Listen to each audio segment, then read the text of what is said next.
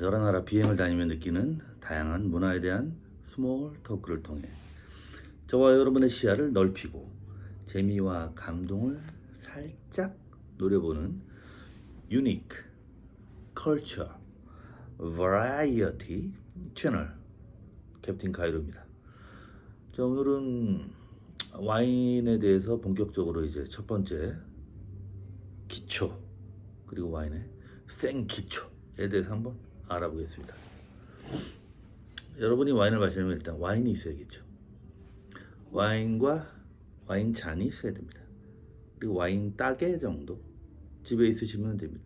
그리고 여러분이 와인 글라스를 살 때 좀 아주 비싼 건 아니더라도 슈피겔라우 같은 경우도 이마트나 이런데 뭐 하나짜리도 있고 적당한 가격이 나와 있어요. 한 10,000원 얼마짜리.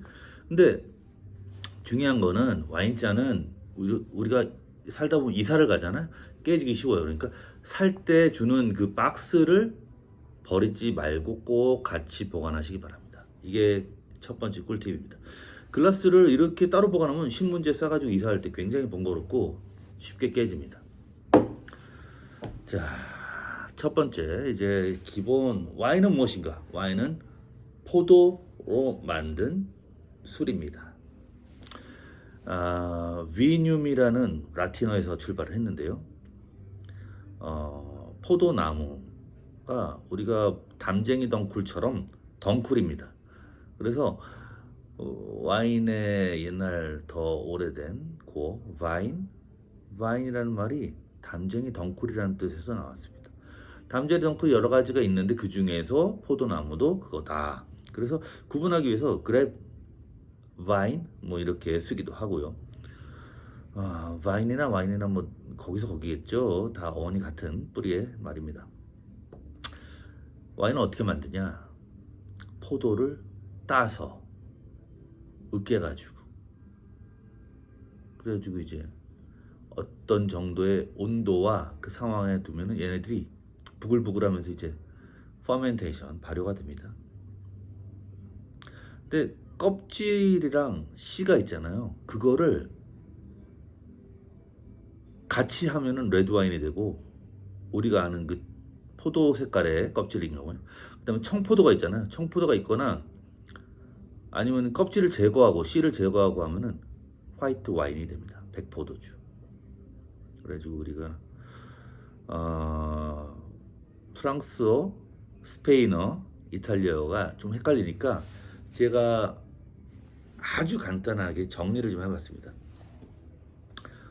영어로 와인이죠. 독일어로 와인이고 프랑스어로는 vin이지만 뱅 그럽니다. 뱅 남성형 르 뱅. 스페인어로는 엘 비노, 이탈리아어로는 일 비노, 다 남성형입니다. 그 레드 와인은 영어로 red wine, 프랑스어로 뱅 루즈. 우리가 무랑 루즈 하잖아요. 무랑 루즈가 빨간색 풍차라는 뜻입니다. 물랭 루즈. 프랑스어는 약간 R 발음이 이런 발음이 나죠. 아랍어도 약간 비슷한데. 그래서 뱅 루즈. 그다음에 화이트 와인은 뱅 블랑. 마지막에 C 발음은 안 합니다. 대부분의 따로 악상이 있거나 뭐 특별한 규칙이 있어서 예외적인 경우에 발음을 하고요. 그렇지 않으면 뭐 생략하는 경우가 많습니다. 스페인어로는 비노, 빨간색이 로호인데 로호라는 말을 잘 안 씁니다. 이상하게. 얘네는 뭘 쓰냐면 우리 화장품에 틴티드 색조 들어갔다. 색조 화장품 할 때 틴트 하잖아요. 그거 색깔이 들어갔다 그래서 틴토. 그래서 비노 틴토 하면은 레드 와인, 비노 블랑코 그럼 화이트 와인. 그 다음에 이탈리아로는 비노 로소 하면은 레드 와인, 비노 비앙코 하면은 화이트 와인입니다. 자, 여기까지 좀 아는 척 좀 했고요. 그 다음에 레드 와인하고 화이트 와인의 중간이 있습니다. 파스타도 토마토 소스 레드 파스타가 있고 크림 파스타 화이트가 있잖아요. 그 중간에 둘을 섞으면은 로제 파스타가 나오죠. 똑같습니다. 와인도 로제 와인입니다. 로제 와인인데 영어로도 로제 와인, 불어로도 뱅 로제. 근데 이탈리아어로는 스페인어 이탈리아어로는 잘 모르겠습니다. 오케이. 있으면은 제가 여기 올리고 아니면 넘어갈게요. 그다음에 미국에서는 이거를 블러쉬 와인이라고 합니다. 블러쉬 와인. 자기네들도 또 자기네들의 용어를 쓰고 싶은 그런 게 있나 봐요. 로컬로 또 로컬라이즈 하고 싶은 거죠. 블러쉬는 우리가 여자들이 뺨에 이렇게 볼터치 하듯이 홍조를 띄었다. 볼빨간 사춘기죠. 볼빨간 와인이 블러쉬 와인 되겠습니다.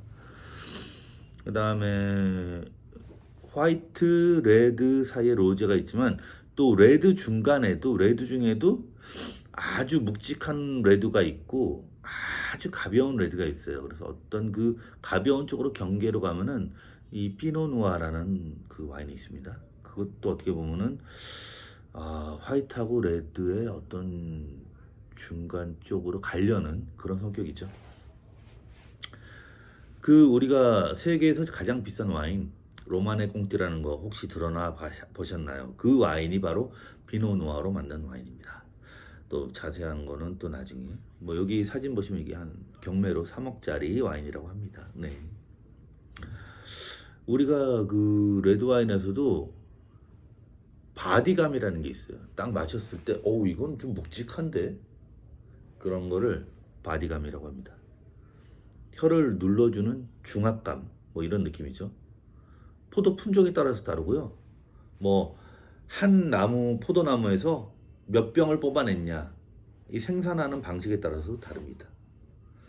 음식에도 바디감이 있죠. 예를 들어서 우리가 보통 화이트 와인에 생선을 먹고 레드 와인에 고기를 먹잖아요. 그리고 레드 와인 중에도 라이트 레드 와인은 뭐 참치랑 먹기도 합니다. 그다음에 치킨, 포크, 비프로 가면 가장 음식도 이제 바디가 이제 무거워지는 거죠. 그럼 이제 바디가 풀바디 레드 와인하고 비프 스테이크하고 같이 이제 맞아지는 그런 얘기입니다. 또 두 번째 이제 기초적인 얘기로 포도를 그에게 수확을 하잖아요. 수확한 연도를 빈티지라는 말을 씁니다. 빈티지라는 뭐 원래 그 빈티지 청바지 그러면 약간 오래된 청바지 이런 걸 얘기하잖아. 오래됐다. 근데 정확히 몇 년도다라는 거를 와인 용어에서는 빈티지라고 합니다. 근데 그게 2023년에 땄어요. 2024년에 계속 생산을 해서 오크통에 숙성을 했어. 2025년에 이제 세계에 나오잖아요. 그러면 2025년이 아니라 2023년에 포도 딴 해를 이렇게 라벨에다가 적습니다. 여기 잘 보이시나? 2023년이라고 나와 있죠? 2023년. 이게 포도 수확한 해입니다. 빈티지. 그리고 샴페인의 경우에는 그 해를 기록하지 않은 거를 non vintage라고 NV라고 이렇게 써놓고 보통은 NV가 더 많습니다. 아주 특별히 좋은 해만 빈티지를 씁니다. 왜냐하면 다른 빈티지랑 거랑 섞기도 하기 때문에 뭐 그런 약간 얘기는 또 샴페인 할 때 또 자세히 하고요. 또 와인에서만 쓰는 용어가 있습니다. 드라이라는 말을 씁니다. 드라이 와인. 우리가 드라이가 하면 건조하다. 그러면 웨시 축축한 거에 반대 아니야? 휴미드, 웻. 와인에서는 스윗 반대 드라이. 그래서 달지 않다라는 뜻입니다. 그래서 스윗함, 드라이함 이게 어느 정도 이게 용어들이 있습니다. 어느 정도 하프 스윗, 뭐 쿼터 스윗, 레스 스윗, 뭐 넌 스윗 이런 식으로 뭐 있습니다. 있고요. 그다음에 보통 와인을 큰 스테인레스 스틸이나 뭐 이런 데 보통 요즘은 그렇게 해서 1차 발효가 끝나면 이제 숙성을 위해서 향을 위해서 오크통으로 옮깁니다. 오크통으로 옮겨서 몇 개월에서 몇 년까지 하는데 이게 거기서 또 맛이 좋아지면서 그 오크통 덕분에 향이 또 생기는 것도 있고요. 근데 오크통이 보통 이게 수명이 있어요. 그래서 그거를 계속 쓰질 못하고 뭐 3년 5년 되면 또 그걸 버리기도 하고 다른 위스키 생산업자한테 싸게 팔기도 하고 또 새 오크통을 사와야 되고 그러니까 와인 업자들도 그 오크통에 들어가는 비용도 그 와인 생산 단가에 어느 정도 비율을 차지하겠죠. 그리고 오크 나무라는 게 뭐냐 뭐 Tie a yellow ribbon round the old oak tree 뭐 이런 그 노래도 있잖아요. 오크 트리라는 게 서양에도 되게 동네마다 큰 나무로 오래된 나무들이 있는데 우리로 보면은 참나무입니다. 근데 똑같은 나무는 아니고요. 그 참나무 오크 나무라고 하는 게 전 세계에 한 500종이 있답니다. 그래서 예를 들어서 우리나라에 무슨 상수리 나무라든지 이런 나무들이 다 도토리를 또 생산한다고 그래요. 그래서 도토리 나무라고 하기도 하고, 근데 도토리 나무가 딱 한 가지가 아닌 거죠. 그 밤나무, 사과나무, 배나무는 한 가지지만 우리가 도토리 나무 그래도 그 참나무에는 종류가 너무 많다고 합니다. 그래서 알아두시고요. 그 중에서 이제 프렌치 오크가 그 와인의 향을 더 높여주는 걸로 굉장히 유명하고 비싸게 유통이 되고 있습니다. 그 샴페인 같은 경우 탄산가스가 나오잖아요. 그래서 그 가스가 나오는 거를 샴페인은 프랑스 샴파뉴 지역에만 우리가 생산자 표기를 하도록 허락해 줬고 프랑스 국가에서 그 외 지역에 프랑스에서도 그 외 지역에서 그 가스가 나오는 와인을 만들면 그걸 일반적인 명사로 스파클링 와인이라고 하는데 그 외 지역의 스파클링 와인은 또 끄레망이라고 하고 나라마다 그 용어들이 있습니다. 어쨌든 근데 그 스파클링 와인에 반대되는 개념으로 가스가 없는 와인 그러면은 이걸 또 스틸 와인이라는 용어를 씁니다. 우리가 스페인 가면은 이제 아구아, 콩가스, 탄산이 있는 생수, 그다음에 없는 거, 탄산 있는 거 너무 톡 쏴서 싫어 그럼 아구아 신가스, 가스 없는 물 줘 이렇게 하면은 됩니다. 그런 것처럼 스틸 와인이라는 개념이 있고요. 그다음에 와인에 보면 바닥에 이렇게 푹 들어간 데가 있죠. 이거를 펀트라고 합니다. 근데 영어 사전에는 정확히 나와 있지는 않고요. 찾아보니까 불어 사전에만 있네요. 푼트라고 하고요. 불어에서는 이거를 어떤 옛날에 나이 드신 기자님들은 이게 깊어야지 좋은 와인이야 맛있는 와인이야 그러는데 전혀 근거 없는 얘기고요. 이게 만들어진 이유는 옛날에 평평하게 이렇게 만들면은 평평하게 만들면 이렇게 어떤 상황에서는 이렇게 움직이기도 하죠. 온도에 따라서. 그리고 옛날에는 유리가 그렇게 튼튼하지 않아서 유리공업이 기술이 발달하기 전에는 이렇게 만들어야지 그나마 좀 강도가 유지가 됐다고 합니다. 예전에 스페인어를 쓰는 그 멕시코 기장 그 친구랑 이제 술 얘기를 하다가 자기네들은 그 스페인어에 용어가 있더라고요. 이 바닥을 얘기할 때 푼트가 아니라 엘 폰도라고 합니다. 폰도. 그래서 자기네들은 우리 원샷 할 때 영어로 이 bottoms up 이렇게 하잖아요. bottoms up 이렇게 할 때 얘네는 폰도 이렇게 한다고 하더라고요. 엘 폰도. 폰도가 푼트란 뜻입니다. 이 사진에 보시면은 키안티 클래시코 옛날에 초기에 유리 공업이 발달하지 않았을 때 그냥 이렇게 불어서 둥그렇게 풍선처럼 병을 만든 걸 볼 수 있습니다. 그래서 그거를 세워놓으면은 동그라니까 넘어지죠. 그래서 이 지푸라기로 받침을 이렇게 만들어서 아직도 이탈리아나 유럽에 가면은 그냥 클래식한 병 모양을 기념품으로 생각해서 그거를 사가는 사람들도 있고 그걸 그래서 전시해놓고 그걸 일부러 그렇게 팔기도 하고 합니다. 어쨌든 그 푼트가 깊다고 좋은 게 아니고요. 알코올 도수도 와인 메이커의 철학에 따라서 컨셉에 따라서 그 와인마다의 보통에서 한 11, 2도에서 한 15도 정도에서 왔다 갔다 와인마다 다릅니다. 자, 기본적인 사항들을 알아봤고요. 이제 와인을 이제 마시잖아요. 와인을 마실 때 순서가 있습니다. 뭐 에티켓 같은 것도 있죠. 이렇게 따라줄 때 소주는 이렇게 잔을 이렇게 받고 뭐 이러는데 받지 말고 그냥 이렇게 테이블 위에 놔두고 이렇게 점잖게 이렇게 기다리고 있는 거죠. 테이블 위에 와인잔 쓰니까 이렇게 이렇게 딱 잡고 있는 사람도 있는데 뭐 보통은 웨이터들이 따라올 때는 그렇게 안 하시는 게 좋습니다. 웨이터들이 따라올 때는 가만히 있다가 조금만 따라주면은 더 따라줘 이러지 말고 가볍게 색깔 보고 향을 맡고 테이스팅을 하시고 오케이 딱 하면은 그때부터 이제 제대로 따라주는 그런 게 있죠. 우리가 와인을 음미할 때 순서가 첫째, 테이블보가 하얗거나 이렇게 밝은 데에다가 색깔을 이렇게 봅니다. 색깔을 이렇게 보면 뭘 할 수 있냐면 불순물이 있나. 둘째, 이게 얼마나 오래된 와인인가? 내지는 그 품종이나 어디서 왔나? 뭐 이런 것도 소믈리에들은 알 수 있겠죠? 우리는 그렇게까지는 모릅니다. 근데 예를 들어서 이렇게 칼라 테이블 있잖아요. 이렇게 보면은 와인이 레드부터 적갈색으로 이렇게 오래될수록 숙성이 될수록 이렇게 색깔이 선홍색에서 죽은 갈색 쪽으로 갑니다. 그래서 이렇게 비춰보면은 이게 올드하구나. 이게 얼마 안 된 와인이네. 뭐 이 정도는 우리도 느낄 수 있습니다. 이 표에 보시면은 그 위에 블러쉬라고 약간 분홍색 살색 있죠.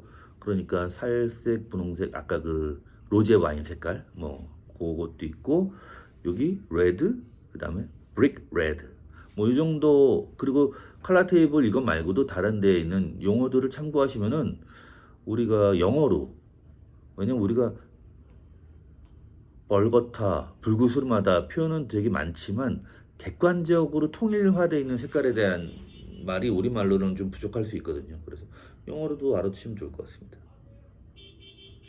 둘째는 이제 향을 맡는데요. 향이 어떤 분은 저한테 와인에다 어떻게 많은 향을 집어넣은 거야? 그런데 집어넣은 게 아니라 만들어지면 생기는 겁니다. 첫째 이제 그 포도 품종마다 다르고 그다음 어디서 생산했냐 그 지역의 날씨 마이크로 클라이밋이라고 하죠. 그 지역 뭐 산 등성이가 이렇게 있고 뭐 해풍이 이렇게 불고 그 좋은 와이너리마다 그런 조건이 있습니다.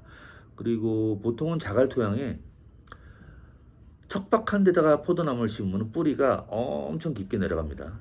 몇 메타, 5m, 10m 이렇게 쭉 내려가서 여러 지층의 여러 미네랄을 흡수해서 더 다양한 향을 생산해낼 수 있다. 그리고 발효에서도 여러 향이 생길 수 있고 특히 오크 숙성에서 생기는 향을 따로 그 전까지는 와인의 전반적인 걸 아로마라고 하고 오크통에서 나오는 향은 부케라고 따로 칭하기도 합니다. 숙성향이죠, 숙성향. 그리고 오크통을 만들 때 이렇게 오크통의 옆면을 이렇게 만들 때 그 나무를 이렇게 불에 태워요. 불에 태워서 이렇게 밴딩을 시키거든요. 그래서 그것 때문에 그 토스트 향, 불에 구운 향 그런 것들이 좀 주로 많이 나오기도 합니다. 그리고 그 다양한 향에 대해서 서로 객관적으로 논하기 위해서 서양 애들은 그 아로마 키트라는 이런 도구까지도 만들어서 소믈리에나 와인에 관심 있는 사람들 와인 동호회에서도 이런 거를 서로 이렇게 한 번씩 냄새 맡기도 하고 이런 거를 공유하면서 서로 배우기도 하고 그럽니다. 그 다음에 이제 세 번째로 첫째 색을 보고 둘째 향을 보고 향을 느끼고 그 다음에 맛을 느끼겠죠. 근데 혀로 느끼는 건데 아까 얘기했던 그런 혀를 누르는 바디감. 그래서 바디감은 영어로 full bodied, medium bodied, light bodied 뭐 그 사이에 medium to light, light to medium, medium to full 뭐 이렇게 얼마든지 자유롭게 얘기할 수 있고요. 그 다음에 이제 혀 바닥에 감촉으로 느껴지는 그 텍스처라고 하는데요. 예를 들면 뭐 실키하다든지 뭐 거칠다든지 뭐 이런 얘기를 할 수 있고 그 다음에 기본적으로 당도, sweetness, 그 다음에 산미, sourness, 그 다음에 전체적인 여러 품종들이 섞여서 주는 앙상블 이거를 복합미, 복잡성, complexity 뭐 이렇게 얘기하기도 하고요. 그 다음에 그것들이 어우러져서 만들어내는 밸런스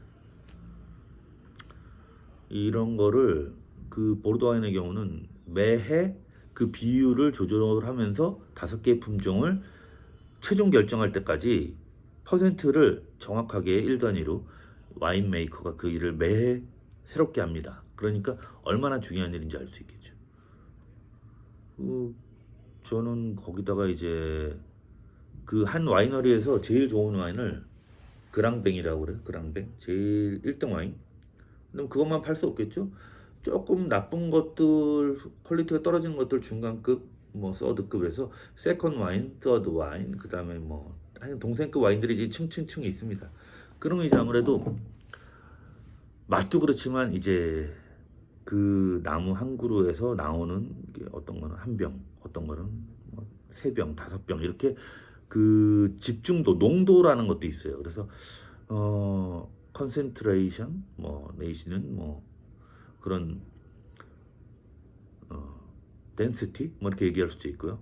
그래서 개인적으로 그런 표현도 우리 같이 얘기할 때 좋은 것 같습니다.